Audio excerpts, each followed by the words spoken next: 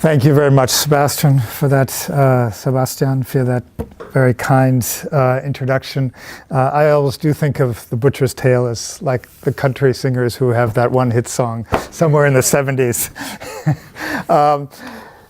Thank you especially to Anke for inviting me here, and to Michael Lynch for helping to invite me here as well. I'm very pleased to be here. New England is the place that I grew up in, so just coming back already, just the drive from Providence to here makes me feel like home a little bit.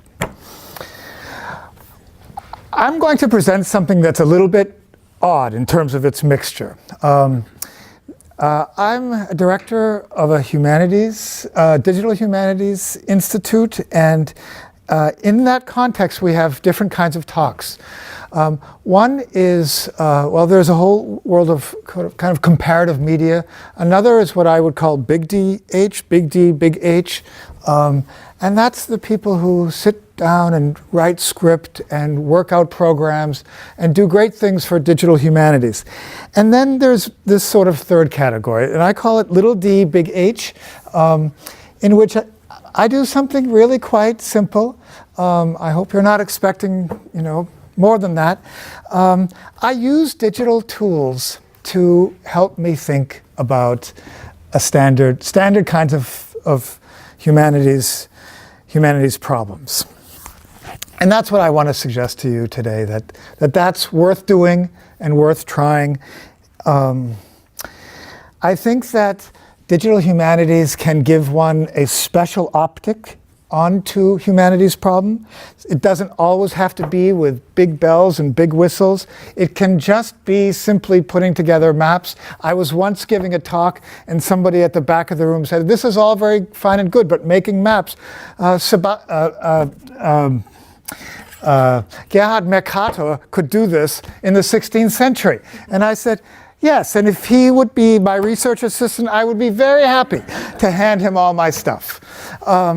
So in a way, it's digital humanities, but I think of it as a tool, and I think of it as an old tool. Historians used to think in terms of space quite regularly, and this is a new way of doing an old thing. However, there is a little bit more than that. One is, it brings you into a world of a special kind of data. And that special kind of data is something that many of us also know about. It's simply tabular data. Data that you array on a spreadsheet, on an Excel sheet. Data that is listed. Data that, in the case of my work, is spatially located. That is to say, every dot here, the green ones are concentration camps, the purple ones are ghettos. All of them were liquidated at some point. And the red ones are concentration camps from countries variously allied with Nazi Germany. It's spatially located data. But sometimes that spatially located data gives you, or at least it gave me, a sort of arresting sense of the magnitude of the problem that you're dealing with. A sense that I didn't always have when the big abstract categories came in my direction, like nation. Partly also because the Holocaust happened in so many discrete places, with variations, the cruelty and the suffering, each with its own history. Partly for this reason, it also demanded a certain kind of reading from me. It's a difference between reading a secondary monograph on a topic and reading through lists of towns where a ghetto was liquidated, the Einsatzgruppen were, a concentration camp was erected, and so on. Again, that certain kind of reading drew me not into the large abstract categories like nations, but into the smaller ones, into communities, into small places. When you are in the small places, the optic also the DH optic or the tabular optic. You don't actually have to make the maps, but once you start reading this way, the optic allows one to bring a number of actors into your story. Because when you're in that little town, it's not just about two sets of actors. It's about many others. It's about different levels of Nazi organizations. It's about Jews reacting in various sorts of ways. It's about Poles helping Nazis. It's about Poles acting sadistically on their own. It's about a whole range of things. And you see that in the town-by-town reading. So what I'm going to present here is part of a larger work. That larger work, it's probably too large. It's actually doing me in. I hope to be done with it this year. It is a book on nation and nationalism in Germany from 1500 to 2000. Most of the material I am presenting to you here comes from a chapter, chapter 12, called Genocidal Nation.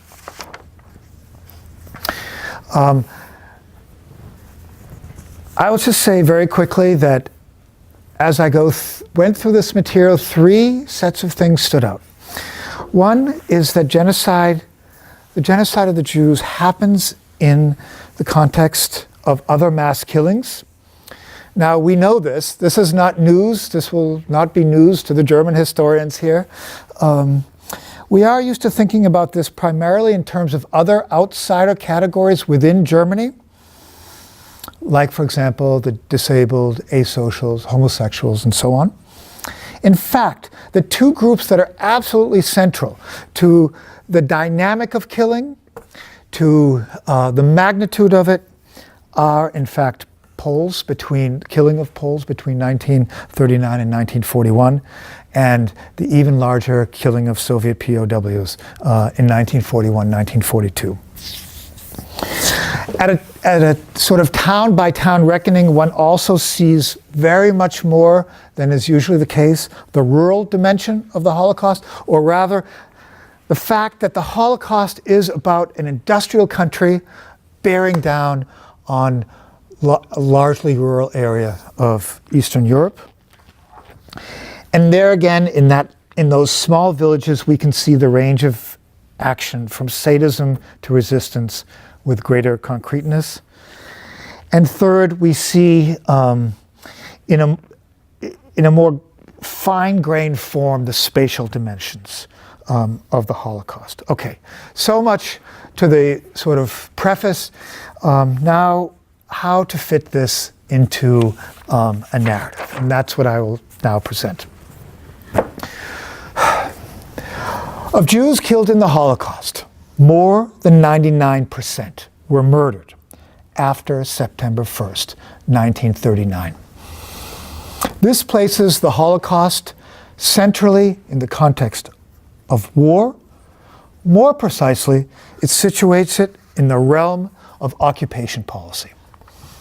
From the start, Hitler had encouraged all branches of the occupation to a merciless course. In a closed-room speech given to his generals on August 22nd, 1939, for which we have only truncated notes, he laid bare his radically new concept of occupation. Quote, destruction of Poland in the foreground, aim is to remove living forces and not reach a certain line. Hitler more or less told his military leaders, adding, hearts closed to empathy, extreme severity, unquote. It's from the general's notes, so that's how they're noting what he is saying. From the diary of General Halder, we also know that on that day, Hitler insisted on, quote, the physical annihilation of the Polish people. And from the notes of Field Marshal Fedor von Bock, that Hitler vowed that, quote, Poland would be depopulated and settled by Germans. Hitler intended to eradicate the Polish intelligentsia, political leaders, socialists, journalists, lawyers, doctors, professors, clergy, professors, and especially teachers, and reduce the Polish people to an uneducated mass of servants of their German overlords.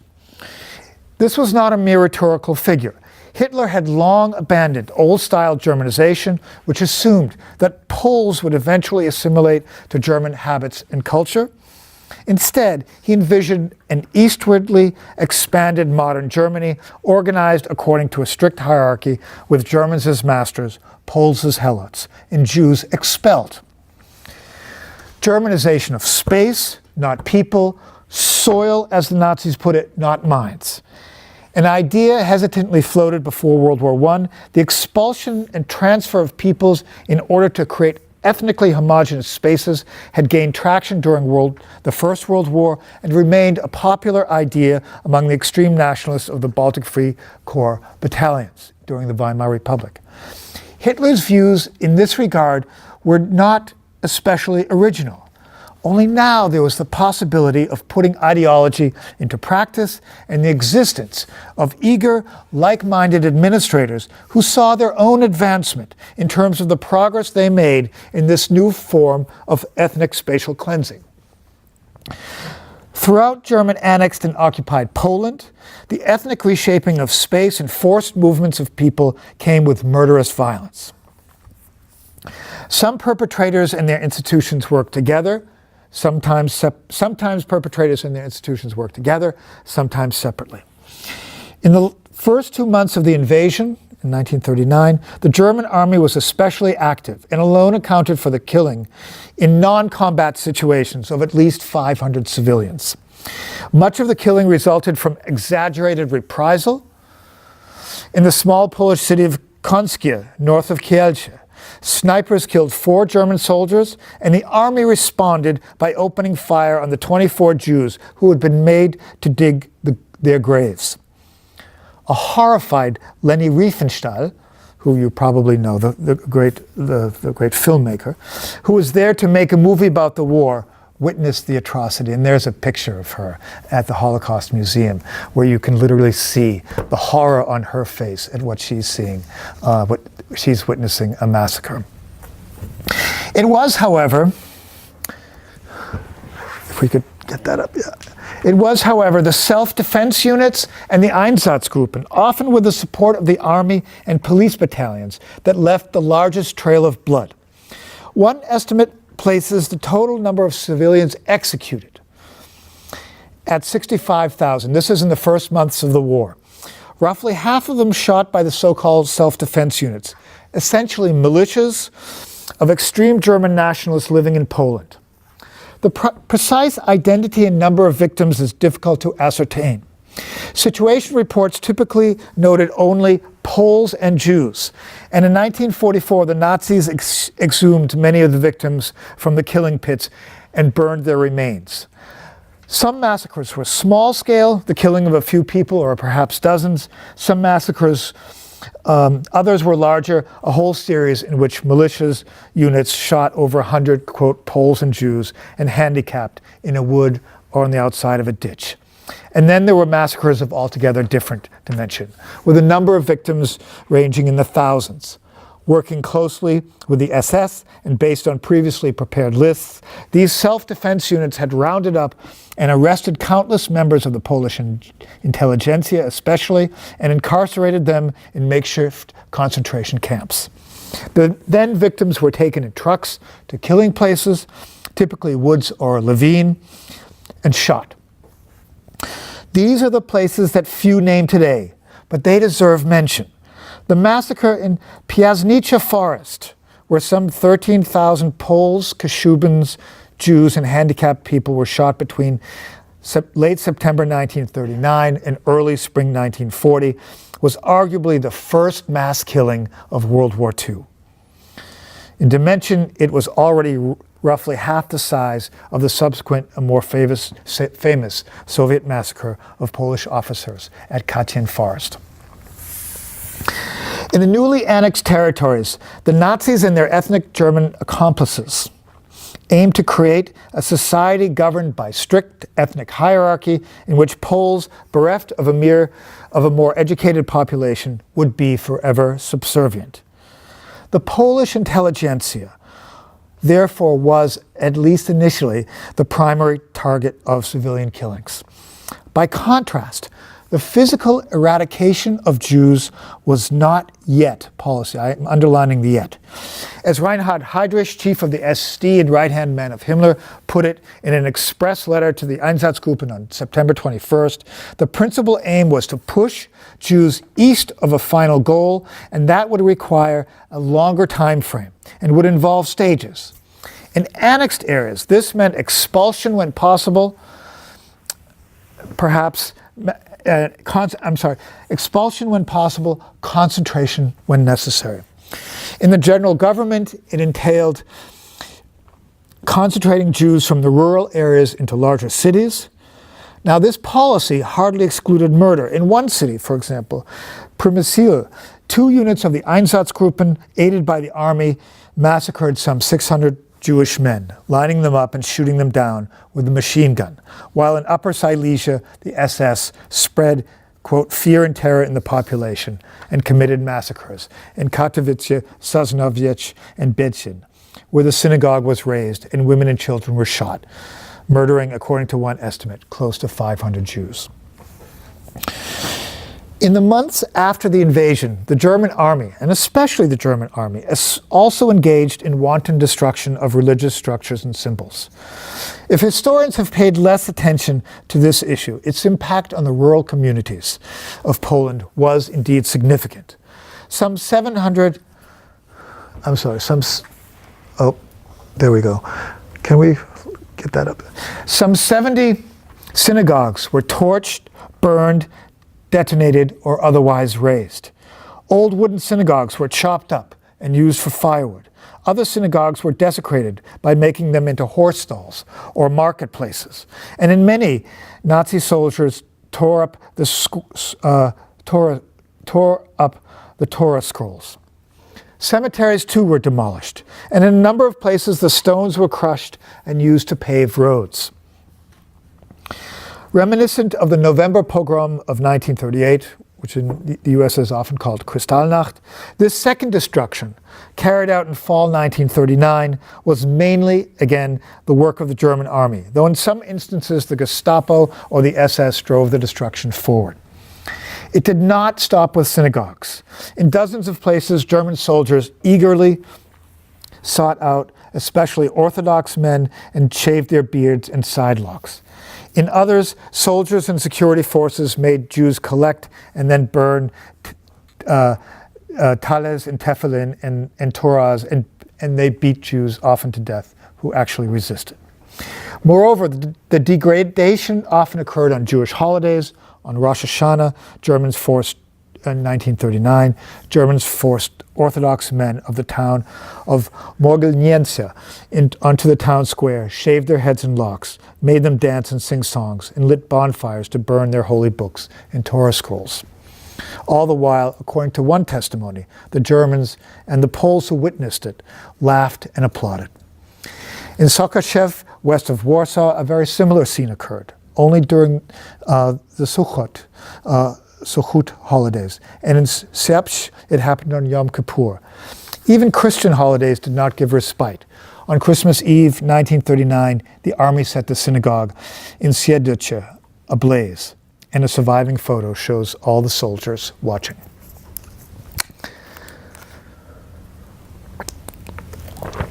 At the center of the Nazi occupation of Poland was then an immense amount of human movement and shattering violence, especially in areas incorporated into the Reich, like Upper Silesia, East Prussia, and the Wattgau. Local Nazis were eager to make their own city or town free of Jews, and to this end ripped young and old from their homes and sent them, that is to say, expelled them east, a process halted only when officials in the non-annexed general government refused to take them in.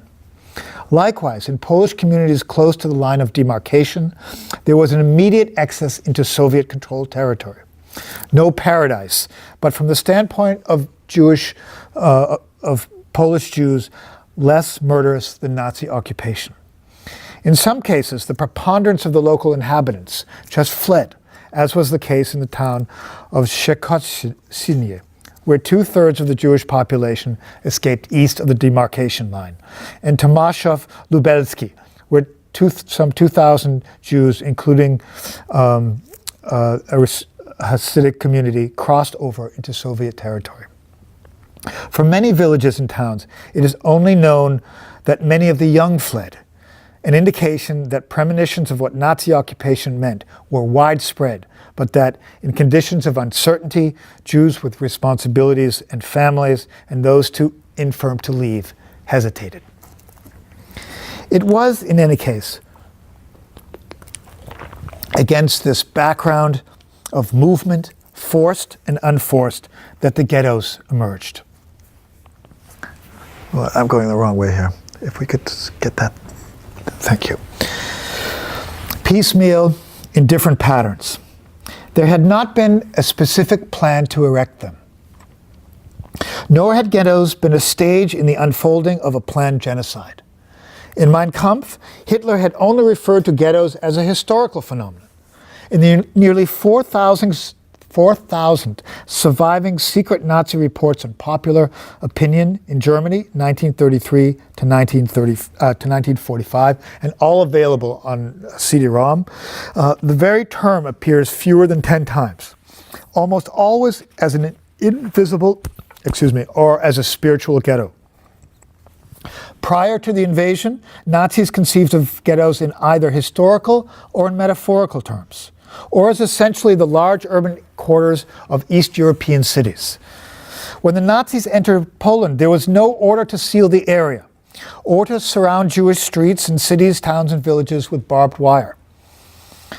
Even Reinhard Heydrich's infamous Schnellbrief of late September 1939, often seen as the start gun of the ghettoization process, was in fact a guideline for forcing Jews from the countryside into the larger cities and for setting up Jewish councils. Its only reference to the term ghettos refers to urban concentration of Jews in certain areas from which it might be necessary for reasons of security to restrict Jews from leaving, especially in the evening hours. The circular seemed to presage the fate of the two largest ghettos, Łódź, or Łódź, as it's pronounced in Poland, sealed in April 1940, and Warsaw, cut off from the surrounding city in mid-November. Yet focus on these two large ghettos, which housed roughly 20% of the Jewish population of Poland, obscures the history of the many smaller ghettos in Poland as well as further east and south, which helped the majority of Jews. Depending on the counting, there were some 1,140 such ghettos in all Nazi-occupied Europe, and some 300 in those parts of Poland annexed or occupied in 1939. And what you see here are, this is a map which is basically based on the information in the Yad Vashem Encyclopedia of Ghettos. And basically I go through it. This is the long nights of DH, where you just go through, you read an encyclopedia and you type the tabular data in. And this is the same map, only added to it, especially in this area which is occupied Poland, are those red dots. These are ghettos which are treated in the U.S. Holocaust Memorial Museum Encyclopedia of Camps and Ghettos, and they had a somewhat different understanding of what a ghetto was and which ones to include, and that's why both of them are up there. Often merely residential districts, even a street of this or that town. Some ghettos were open, others closed, with barbed wire and fences. The earliest ghettos of significant size had been set up in the central Polish city of Piotrków-Trybulański, de jure by decree on October 8th, de facto with fences and wire by January 24th, 1940. Many more followed over the next 2.5 years, with concentrations in summer 1940 and spring 1941. When they were guarded, it was often less to ensure that Jews could not run away before they were killed than to keep Jews out of the local economies, and because typhus had appeared in scores of them, confirming in Nazi eyes that Jews were the originators of disease. In fact, typhus arose as the occupying forces restricted access to food, uprooted Jews from their livelihood in the countryside, concentrated them in cities, reduced rations to starvation levels, and thus made the ghettos into deadly enclosures. Enclosure was, in fact, a process. It began with the establishment of Jewish councils, the Judenräte, typically set up in Poland in late 1939 and in the first months of 1940. Comprised of a few men of authority in the local Jewish community, the councils struggled to ameliorate Nazi measures designed to demarcate, dispossess, and demean Jews, and desperately tried to stave off the worst consequences of Nazi rule. As in Germany before the war, the persecution often began with identification, decrees to wear yellow stars or white armbands with blue stars, and proceeded through the confiscation of Jewish-owned shops and businesses, the imposition of arbitrary and onerous levies, the recruitment of Jews as slave laborers, the stealing of their personal property, and the restricting of movement in and out of communities. Then, too, there was the harshness of everyday life, the unpredictability of German authorities, and the satisfaction that Germans and Poles often derived from lording it over Jews. This sometimes took the form of arbitrary killings and beatings. Sometimes it involved sexual violence and rape, a more widespread phenomenon of Nazi occupation than hitherto supposed, as it rarely found its way into the documentation, and historians did not often write about it. Yet we know that in dozens of Jewish communities, Nazi soldiers, German police, and Polish auxiliary forces took advantage of their absolute power over the Jews and raped women and girls. We have only scattered evidence of it during the first years of occupation, but as the conditions of the ghettos deteriorated in 1940 and 1941, rape became a regular occurrence and found its way into the historical record. In this context of extreme asymmetries of power, the transition to de facto ghettoization was typically fluid. It involved taking Jews out of their homes and concentrating them in certain sections of town, sometimes fenced off, sometimes not. In 1939 and 1940, its purpose was usually more efficient resource extraction or easier control, as the Nazi occupiers were spread extremely thin, and they often had to recruit local Poles to guard the Jewish ghettos. The early ghettos were not, however, mere anterooms to destruction.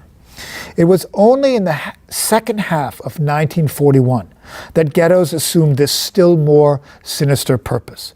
By then, the Nazis were herding the populations of the smaller ghettos into larger cities and separating one ghetto into two, with those capable of work crammed into the one, small children and the infirm packed into the other, the purpose of the division disturbingly evident. Now, much of what I've just told you is from the chapter that leads up to it's still part of a chapter called Sacrifice of. It's 1933 to 1941. I try in that chapter to draw something of a line between the November pogrom in Germany, Kristallnacht, and the way that German troops acted, especially in the first months of the occupation in Poland. I also set up something, as you've just heard, of the ghettos in Poland. Now we fast forward to a part of that chapter called Genocidal Nation. In between is a description, especially of what is the largest killing in the first months, in the first 6 months of Operation Barbarossa, when the Nazi Germany invaded the Soviet Union.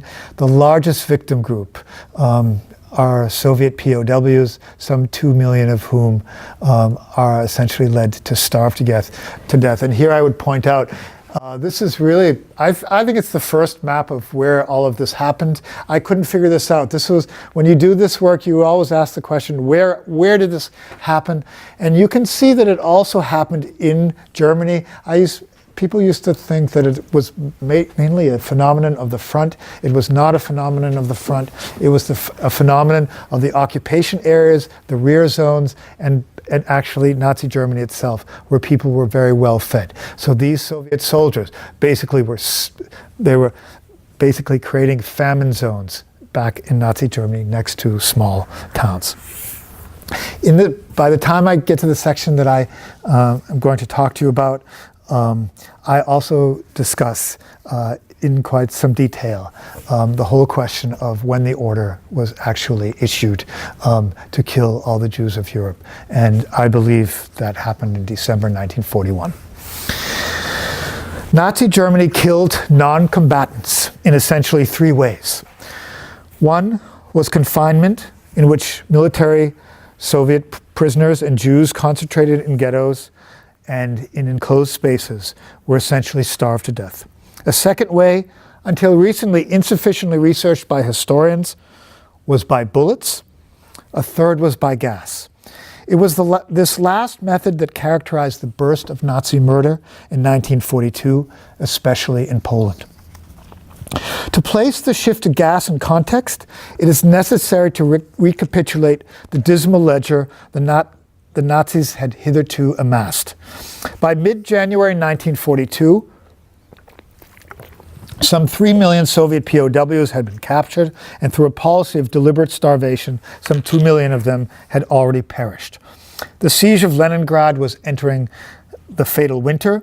There, too, the deliberate encirclement of the city and the starvation of the population had already caused the death of at least 500,000 civilians. The Einsatzkommandos, the order police, the units of the Waffen-SS, and some regular army units had by now killed an estimated 900,000 Jews in Central Europe. The vast majority, almost all of them, by bullets. Not just men, but women and children, now in numbers commensurate with men, were being killed. In the first 6 months after the invasion of the Soviet Union, Germany had committed mass murder on a scale without comparison, either in its own history or in the history of Europe, excepting Russia. This was the genocide, essentially, before the genocide was decided as a European policy. Beginning roughly in January 1942, the brunt of the Nazi killing shifted from murder in places to killing carried out over wider spaces. The change, which did not occur all at once but had already emerged in certain regions, had immense import for the spatial dynamics of genocide. Not killers to where victims were, that's how the Einsatzgruppen worked, not killings to where victims were, but victims sent to killing centers. This was how the Wannsee Conference, which met on January 20th, 1942, essentially reversed the strategy. Even if its full effects were not felt in Eastern Europe for another few months. Revealing of the new spatial dimension, the document included Jews outside of Nazi Germany's rule, in unoccupied France, England, Ireland, Spain, and European Turkey. Neither Germany nor the annexed and occupied areas constituted the frame. Rather, the defining frame was now Europe. Moreover, despite its use of euphemism, the document made clear that there were no longer spaces to which some Jews might be expelled. That had been the policy hitherto. Evacuation was not a final solution, as earlier documents intimated. And historians debate about what final solution meant in earlier documentation, but I side with those who make a cogent argument that it meant expulsion until a certain point in this process. Evacuation was not a final solution as earlier documents intimated, but at best a, quote, provisional option in view of the final coming solution of the Jewish question. For the first time, it's seen as only a provisional option. Somewhat surprising, the Wannsee Protocol did not make absolutely clear that every last Jew in Europe will be killed.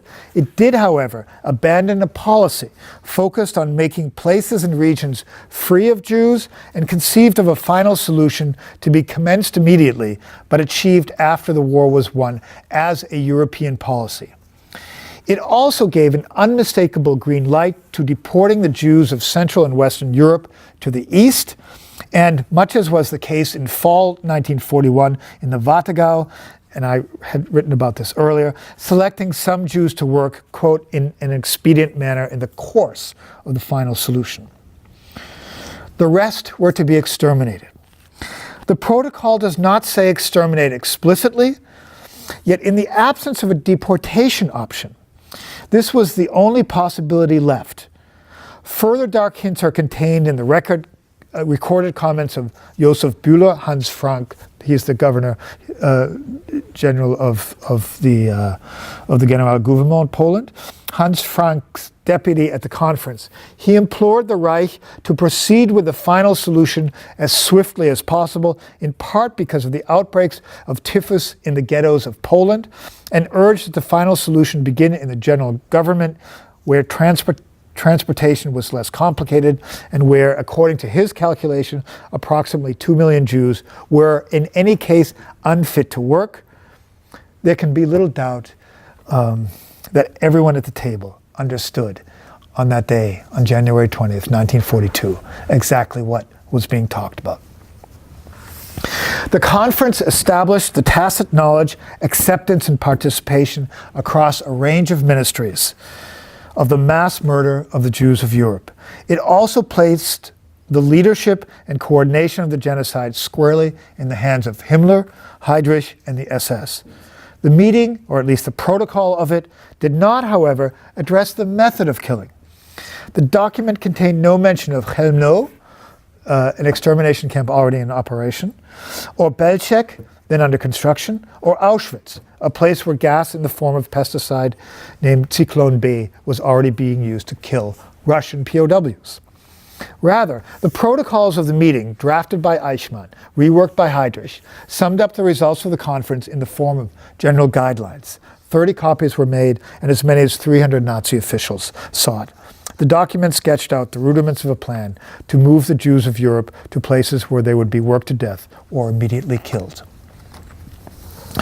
Wannsee marked the beginning of the end of the Jewish ghettos of Europe. Hitherto, there had been two models. The Polish, caught between Nazis trying to utilize the ghettos to turn a profit or eliminate Jews by attrition, and those of Latvia, Lithuania, Belarus, and the Ukraine, where ghettos were typically holding places before massacres. Now, even in Poland, newly created ghettos mainly served the end of containing populations of Jews so as to kill them with greater efficiency. Increasing in incidence in March 1942 and accelerating dramatically in the summer and fall, the liquidations of Jewish ghettos and the subsequent deportation of Jews to killing centers were extremely violent affairs. If we could, there.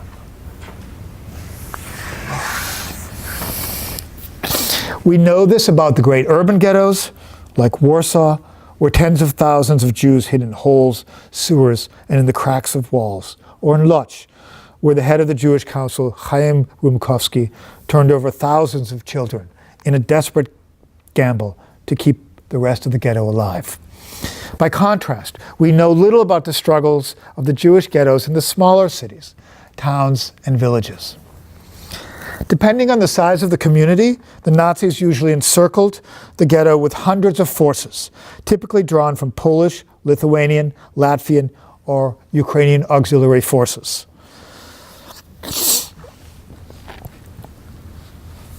In some communities, the Nazis began by killing the ill, the old, and even the children in nearby forests. In others, they killed them in the middle of town. And in still others, like Pajedzno, a small village north of Czestochowa, in a church. As many of the rural ghettos were not on railway lines, the Jews were sometimes packed into trucks or horse-drawn wagons, and in this way delivered up to distant railway stations or to the next largest ghetto.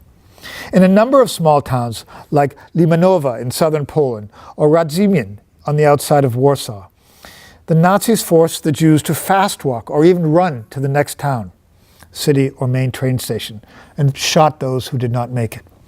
The numbers killed in this way were sometimes prodigious. Along the 25 miles of road from the village of Losice to the town of Siedlce, the Nazis gunned down roughly 1,000 Jews. Likewise, the, quote, entire highway from Bilgorash to Svirniec in southeastern Poland was, according to one witness, littered with the bodies of Jews. Moreover, in many places, there was more than one deportation, especially in medium-sized cities like Rzeszów, Tarnów, and Zamość. The Nazis organized deportations in installments, each time the ghetto decimated by a few thousand souls. In one variation, as occurred in Novi Sad, the Nazis created two ghettos, one for Jews who would be killed, the others for those who might yet work. And after the whole ghetto was finally liquidated, the Nazis used the empty buildings as holding places for new transports from the region before shipping the entrapped Jews to Belzec.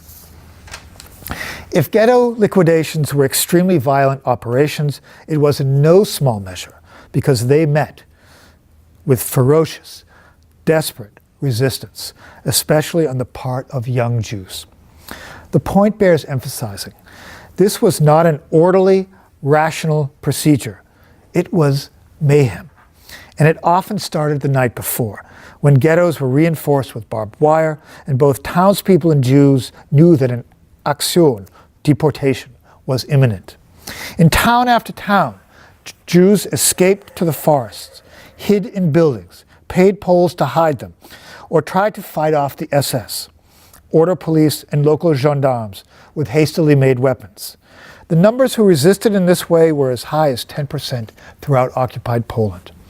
As there were still 2.5 million Jews alive in Poland at the beginning of 1942, this means that as many as 250,000 Jews either fought or went into hiding, an astounding number. The possibilities and outcomes of resistance differed from place to place. In Mazowiecki, a small town in central Poland, roughly 1,000 Jews, a third of the Jewish population, resisted deportation, but all ended up shot. Likewise, in the southeastern Polish village of Tyszówce, about a fifth of the population staged an ill-starred revolt. But these were isolated incidents. In eastern Poland, which had been occupied by the Soviet Union between 1939 and 1941, armed resistance was more prevalent, largely because of the greater density of Zionist and communist organizations, and therefore of the underground networks essential for a successful revolt. But in eastern Poland, too, organized armed insurrections staged during the liquidations proved sporadic. Only 23 cases, or according to the calculation of the scholar Evgeny Fraenkel, who's just now moved to Hopkins. There was, however, a great deal of spontaneous resistance, as can be discerned from the sheer magnitude of violence and chaos. Zygmunt Klokowski, an unusually observant Polish doctor, described the liquidation of the ghetto in the town of Szczebrzeszyn, southeast of Warsaw. From dawn till dusk, SS gendarmes and the Polish Blue Police took Jews from their houses, barns, cellars, attics, and other hiding places and assembled them on the marketplace. By mid-afternoon, there were some 900 Jews assembled, but between 400 and 500 had been killed. And according to his information, approximately 2,000 people are in hiding. To many Jews, even the young, hiding seemed more auspicious than revolt. In the eastern Polish town of Miedrich Podlaski, nearly 2,000 Jews broke away as the ghetto was being dissolved. In the town of Radicin in the Lublin district, roughly half of the population went into hiding. And in Laskarchew, southeast of Warsaw, some 800 Jews found their way to the forests, occasioning a month-long Jew hunt. Quote, Jew hunt.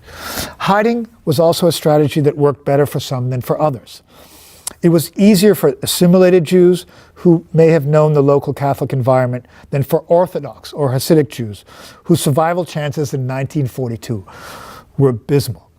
It was easier for the young who could run than for the old, and it was likely a strategy more used by men than by women who would not leave children or elderly parents. But even if Jews escaped deportation, they still faced the subsequent sweeps of the Nazis and the prolonged hunts of their neighbors. Here, the difference between genocide in the city and in the country became a matter of life and death.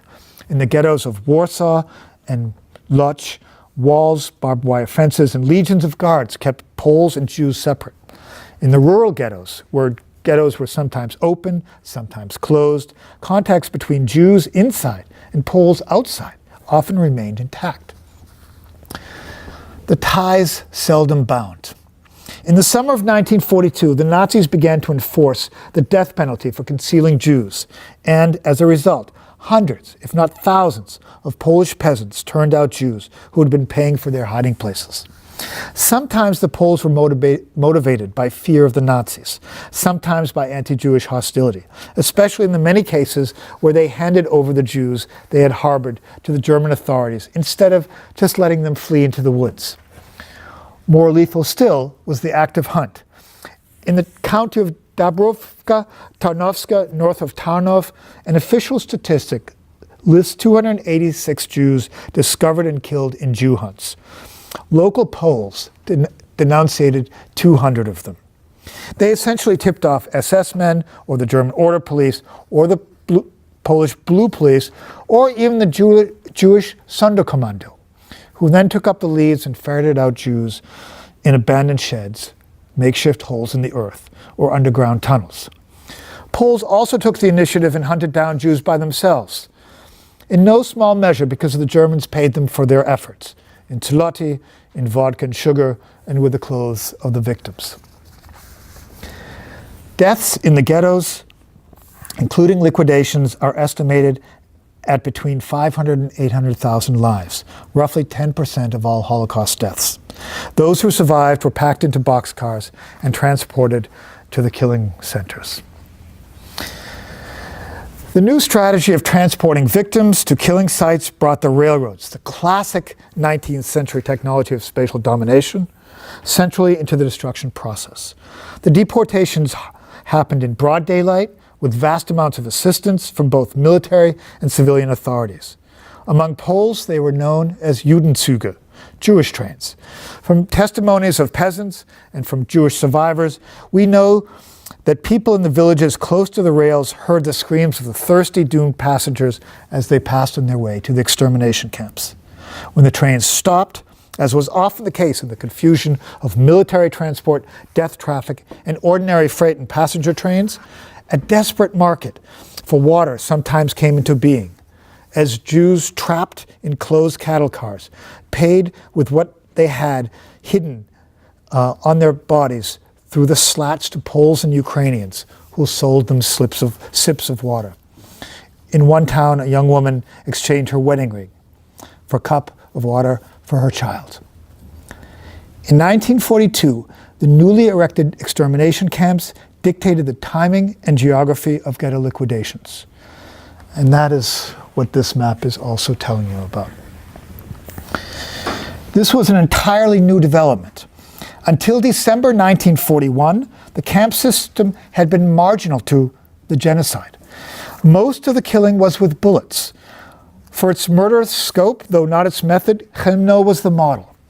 And I write about this earlier in the chapter. Built to accelerate the Wategau's progression towards becoming free of Jews, Helmut began operation on December 7th and allowed the Nazis to dissolve the rural ghettos in its immediate vicinity and killed Jews deemed unfit to work. In this small town, some 80 kilometers north of Lodz, Nazis held Jews captive in a church or synagogue, then forced them into sealed vans, drove them on a set route for about 45 minutes with exhaust pipes rerouted into a sealed compartment, and in this way killed off all the Jews trapped inside the van, typically 70 at a time. They then emptied the van in a nearby wood and forced others to bury the bodies. It was not fast enough. Followed in March 1942 by Belzec, in May by Sobibor, and in July by Treblinka, the new killing centers of Operation Reinhardt, staffed by more than 120 veterans of the euthanasia campaign, were, even compared to Helmut, black boxes of astonishing killing capacity. In these camps, the killing of the Jews on a transport took 2 to 4 hours, less time with more practice. Daily, 5,000 to 15,000 Jews were murdered, almost always between sunrise and sunset. The killing happened at such a frenetic pace that the camp personnel could barely keep up. Typically, they consisted of 20 Nazi guards, that is the camp personnel, 80 Ukrainian helpers, and Jews, as many as 500, who were forced to aid the process. The Nazi guards were almost never ordinary men. Of the SS members, 3/4 were old fighters, that is to say, men who had joined the Nazi Party before 1933. Most were between 28 and 42 years of age and belonged to the generation too young to have fought in World War I, and in fact did conform to our typical profile of ideological perpetrators. Moreover, many of the commanders came directly from the T4 euthanasia program and were actually experienced at killing, having murdered by the summer of 1941 some 90,000 people with disabilities in Germany and Poland. In the death camps of Operation Reinhardt, the killing efficiencies of Nazis came into full view. The train ramps, the occasional selections for work, the hurrying of victims into chambers and killing them, typically within 30 minutes, within gas.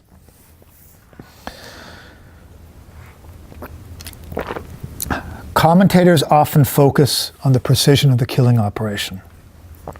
Yet from the Nazi standpoint, just the Nazi standpoint, it was not the killing that presented technical difficulties. Rather, it was the disposal of the bodies.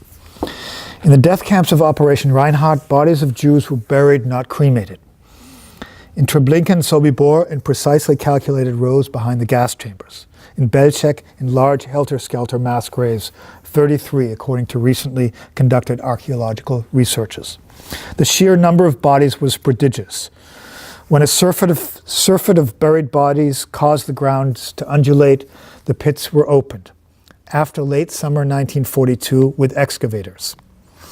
And the bodies burned on huge open pyres, with tongues of flame rising into the night, as one witness from outside the death camp recalled. But even this process was not as thorough and as precise as is sometimes imagined. When the Nazis closed the camps in 1943, they had to leave behind Travniki guards, these Ukrainian guards, to keep locals, the Poles, from digging up corpses and searching their teeth. After the war, the fields of Treblinka, as Rachel Auerbach, a survivor who returned to the grounds in November 1945, attested, were, quote, sown with human bones, the earth, quote, torn up and dug up, and replete with, quote, all sorts of objects, testifying to a post-liberation, quote, Treblinka gold rush, a Polish Klondike, as she called it. Like Chelmno, the extermination camps of Belzec, Sobibor, and Treblinka were essentially regional killing factories, voracious engines of death for the Jewish ghettos in the villages and cities around them. One can see this clearly by plotting the liquidated ghettos of the parts of Poland occupied by Nazi Germany in 1939 against the death camps, as I do here, to which Jews had been sent. They essentially drew in from the region around them.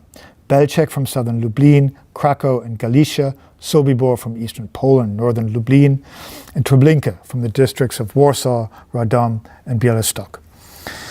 There were isolated exceptions to this pattern, some within Poland, some from further away. And one extermination camp, which began receiving trainloads of victims from Germany, Czechoslovakia, the Netherlands, and France in the summer of 1942, was not meant to be a regional death camp at all.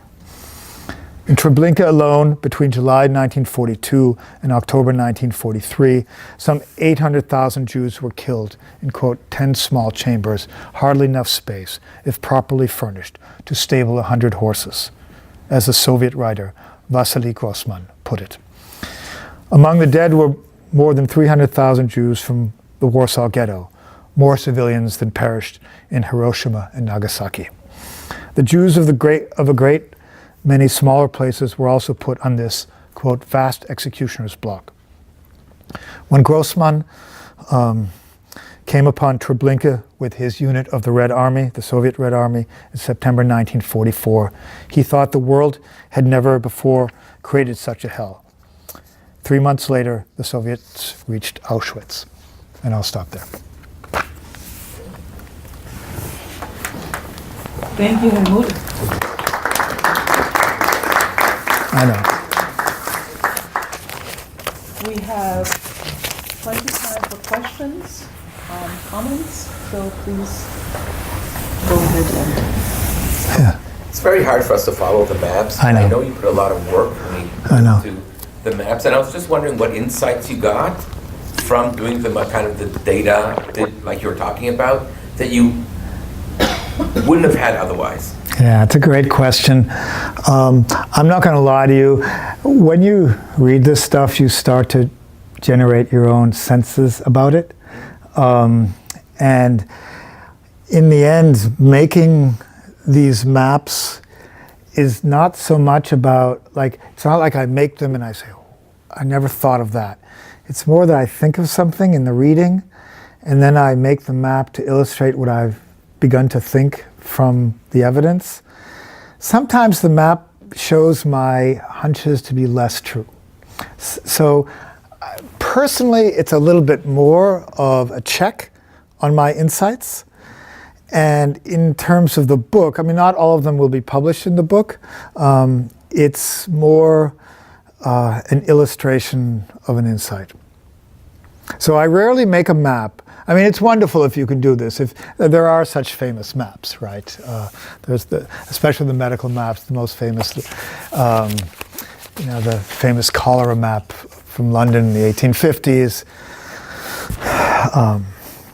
Person makes who has cholera, the person figures out it's all around one central pump, and that's an insight. Very rarely, and even there I bet that I'm forgetting his man Snow, I think. John Snow, thank you. Even there, John Snow, I'm sure, as he was starting to put the dots together, he started to say, this is what it was. So that's more the process for me. And so I see it as, in terms of the book, I see it as illustration. Here, and I developed this more in the two chapters than maybe is apparent from this presentation, but this notion that especially earlier phases of the Holocaust are driven by the attempt of Nazis to create these, essentially what they would call Jewish-free zones, is actually one of the big driving forces of the dynamic. And I think in Operation Reinhardt, you can still see how this is at work. And Auschwitz is obviously the great outlier, because Auschwitz takes from all over Europe as a regular. So that's what the map is meant to illustrate. And I agree with you, it's a little bit complicated. It was the first map I made of the ghettos, so I also wanted to show the different sizes of them. Again, some 80% of Polish Jews live outside of the great ghettos that we all, most familiar with, Warsaw and Lodz.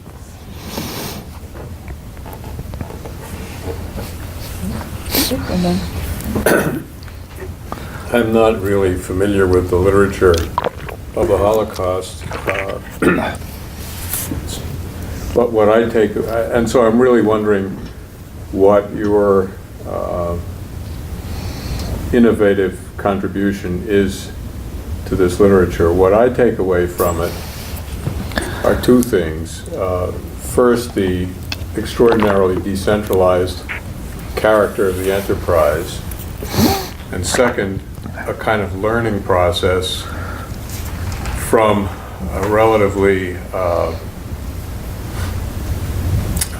improvised approach to a more systematic, industrialized approach.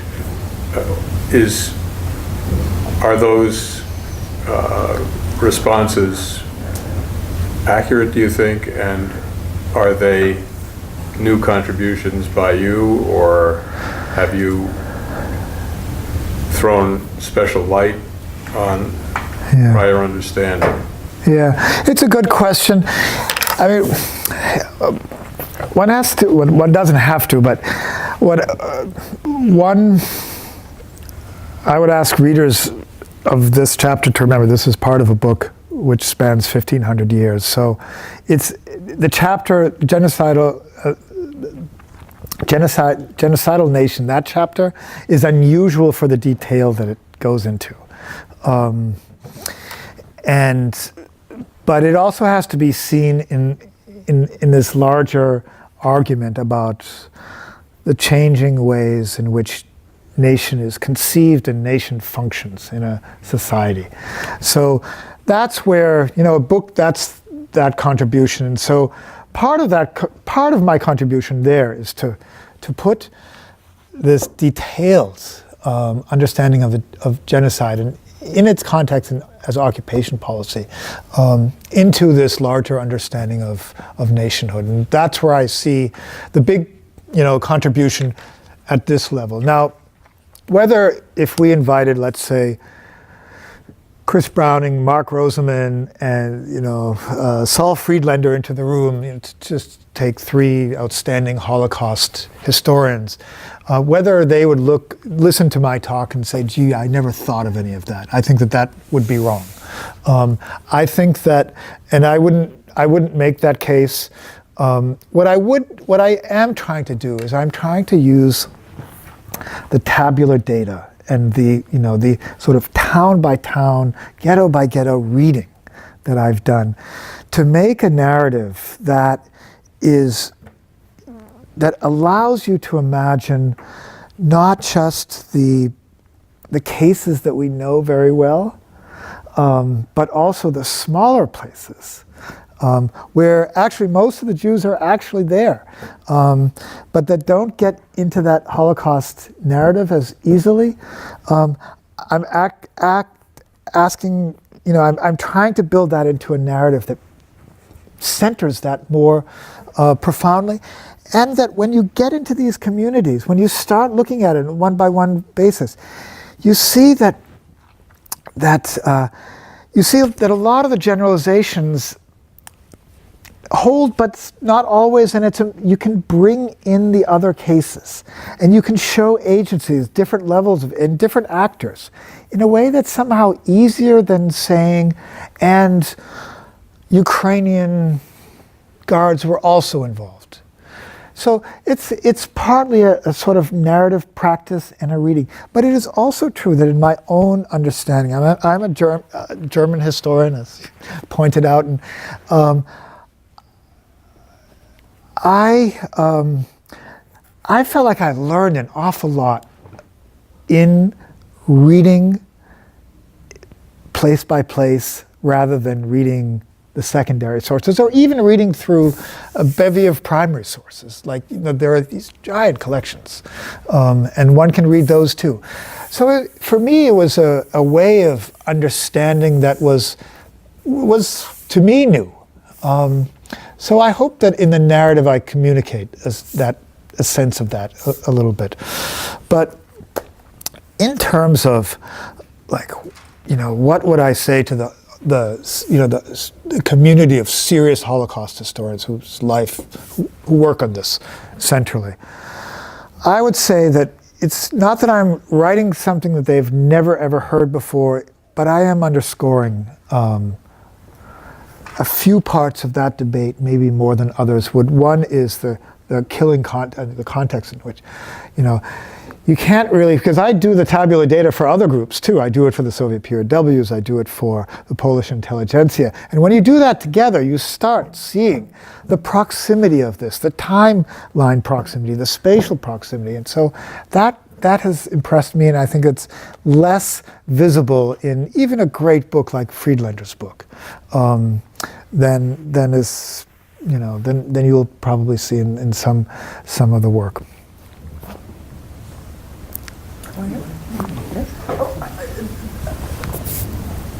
Okay.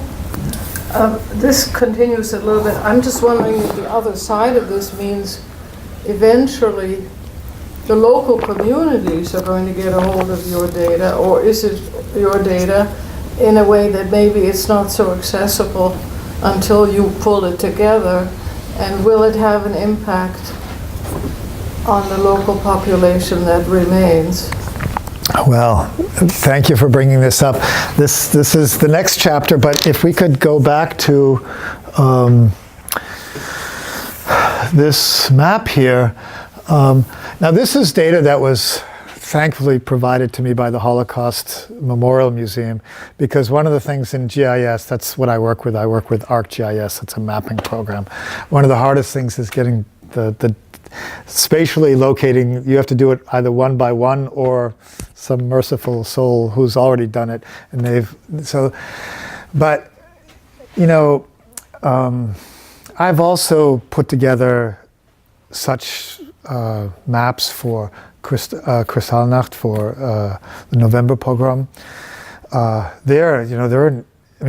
When we think of the November pogrom, we usually get these maps of maybe 300 places, but actually there are about 1,400. And the reason is that, well, part of the reason is that most of the earlier maps never tallied synagogues that were also desecrated. In other words, they just took ones that were completely razed.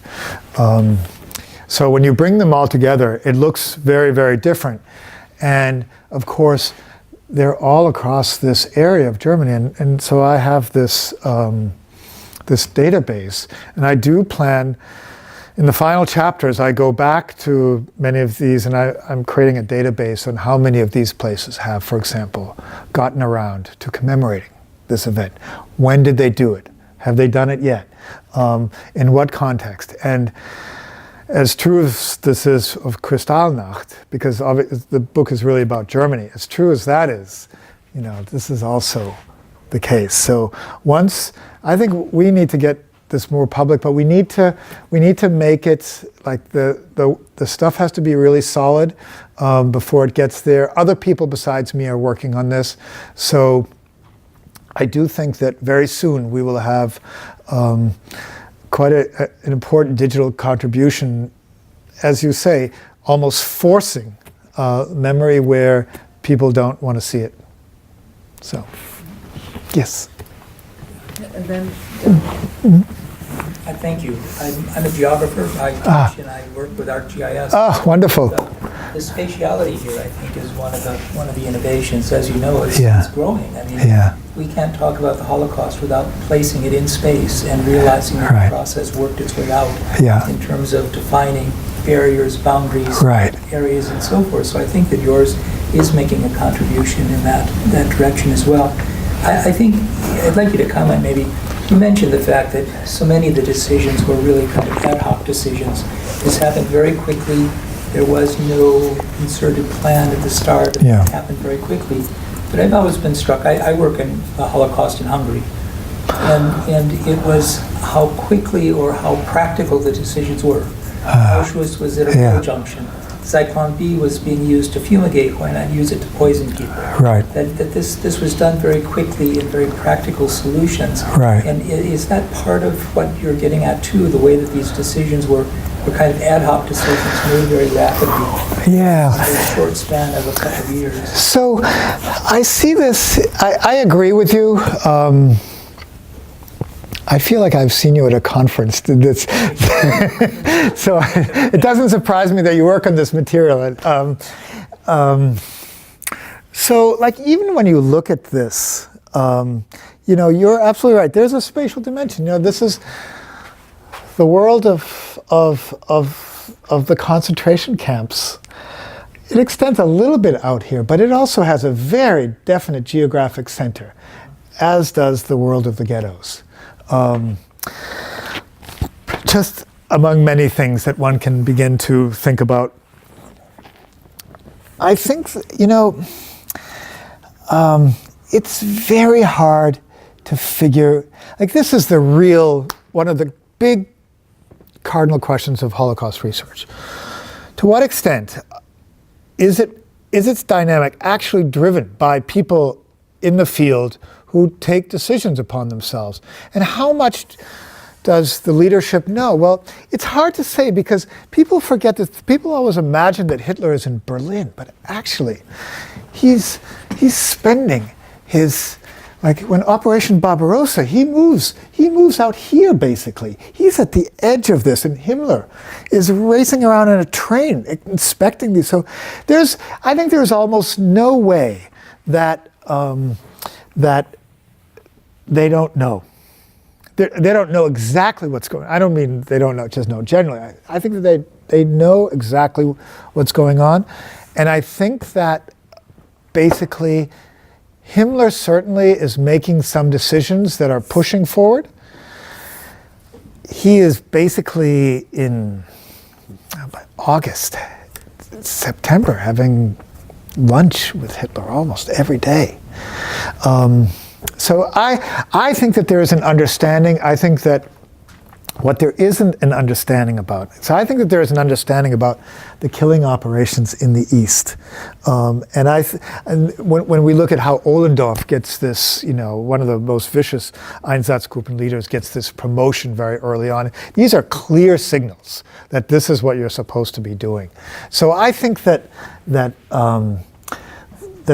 they don't just know about it, they're basically silently telling people that's what you're supposed to do. But they don't yet have, I think they don't have a final policy until a couple things happen. And again, this is a slightly different part of the manuscript, but it's when the Russian front sputters in December 1941, and at the same time, Pearl Harbor happens, the United States enters the war, and suddenly,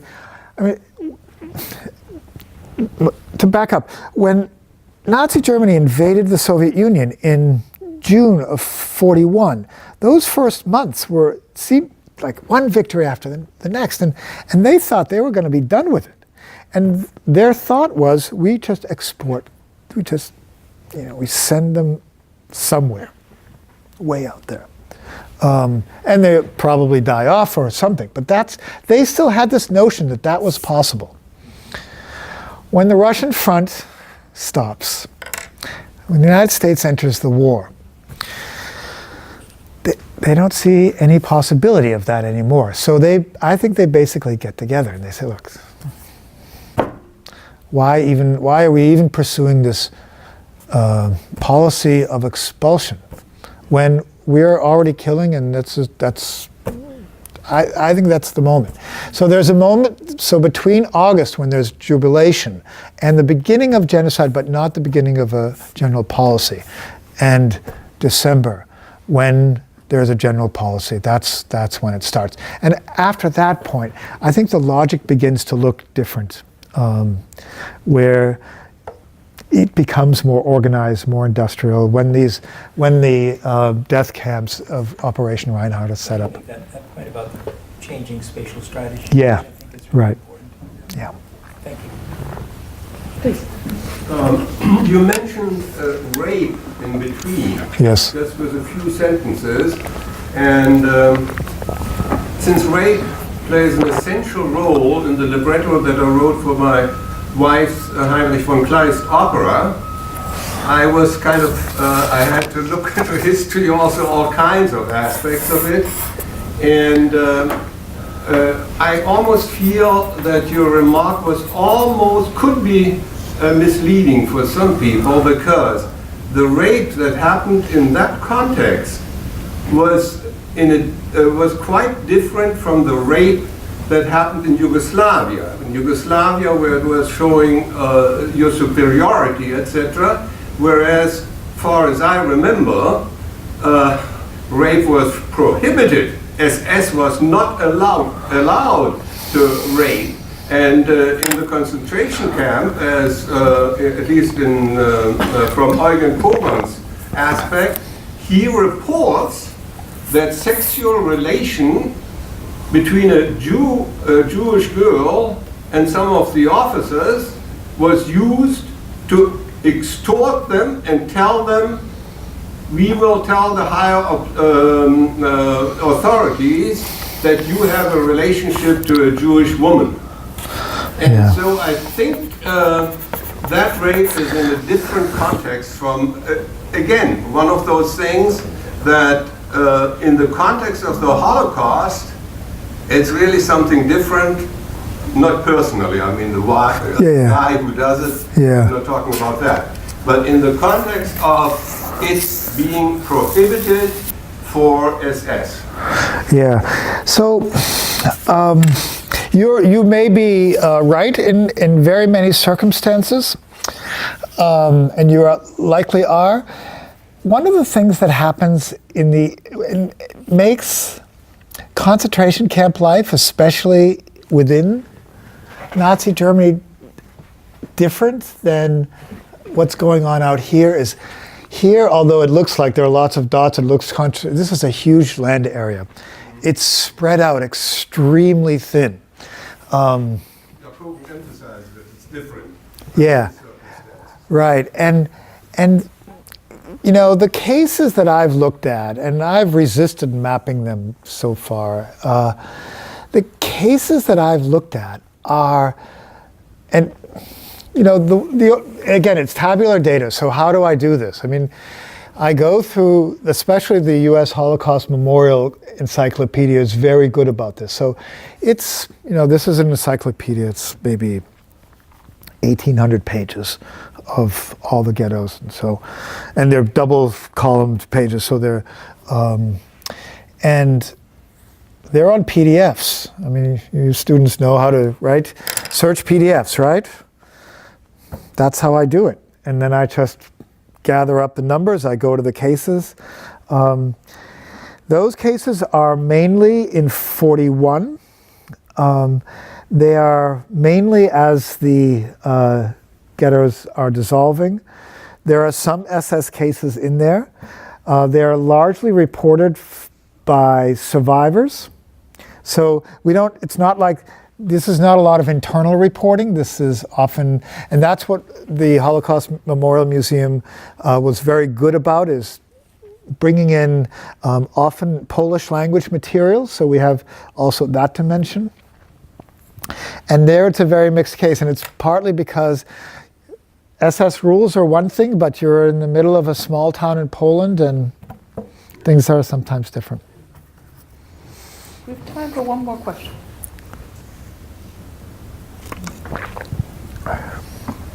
Charles. I have a question about your thoughts about the formal order being given in December of 41. Yeah. Most likely an oral one. And I wondered if you tried to map that. I mean, as you know, scholars in terms of narrative have kind of mapped by word where Himmler went and with whom did Himmler speak. Yeah. When did Heydrich travel to this place? Right. And they've kind of reconstituted the possible transmission of that oral order that way. I don't know if in one of your maps in your book you seek to do that too, as a way of anchoring, I mean, maybe a little bit more visually, okay, so, you know, maybe we can kind of nail down further just how it might have traveled from, you know, Wolfslade to, let's say, Eastern Europe. Yeah. I think we'd have to have a more talented map maker than I am here. I haven't tried to do something like that.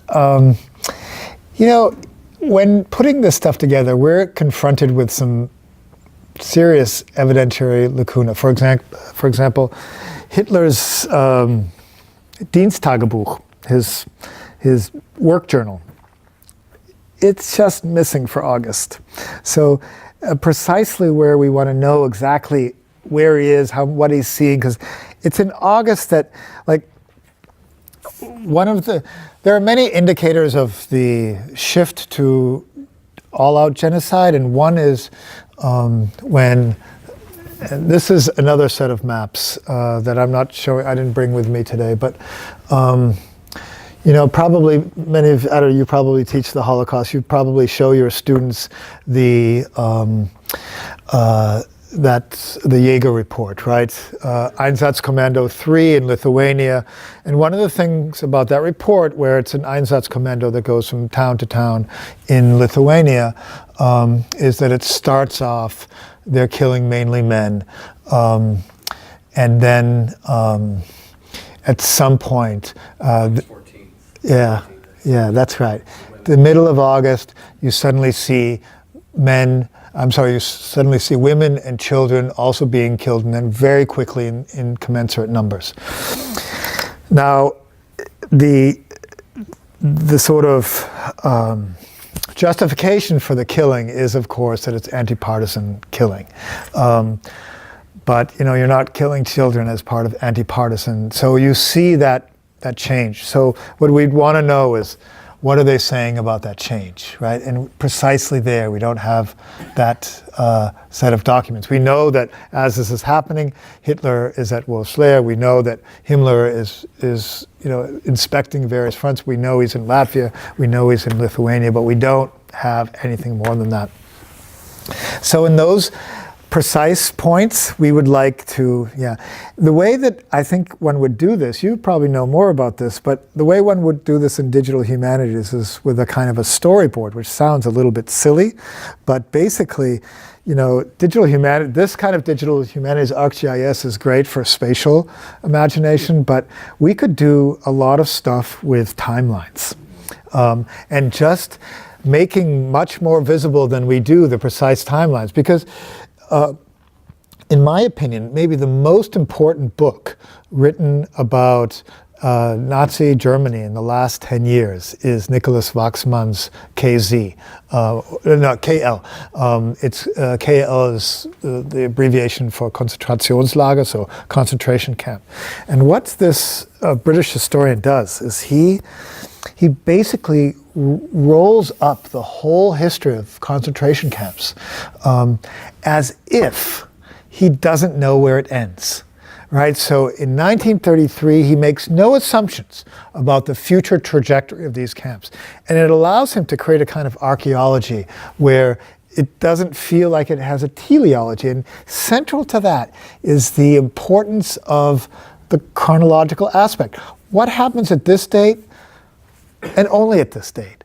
What is the expectation of horizons at a certain, and I think also too with our discussions about when the decisions were made, when ghettos were, when Jewish communities in Poland were actually turned into ghettos, one has to really, I think now, suspend this notion that one sees that end from the beginning, because there could have been another end. It could have been an end of exploiting Jewish labor as slave labor for a very long time, as the Germans were expecting to do with the Poles. That was also in 1940 a real possibility, I think. But what is the long run? There, I don't know. And I do think that in the end, at the core of Nazi ideology was this idea of expelling Jews from German-occupied space. And I think it's in the first letter. We have the letter to Gemlich from August 1919 of that anything that we know about Adolf Hitler and anti-Semitism, expulsion is already in that letter. So I think that's at the core of the policy, and then it switches, and the switch is hard to explain. Thank you very much. You're welcome.